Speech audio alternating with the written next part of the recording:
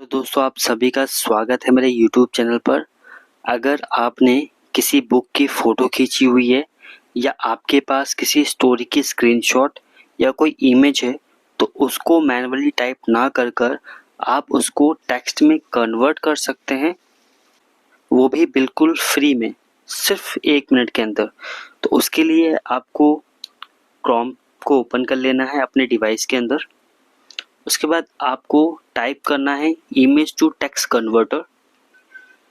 First link पे आपको click करना है और जिस भी इमेज या स्क्रीनशॉट या जो फोटो है उसको आपको यहाँ से ब्राउज़र से सिलेक्ट कर लेना है।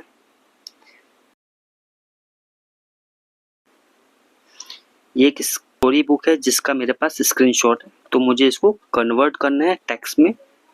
तो उसके बाद आपको कन्वर्ट पे क्लिक करना है।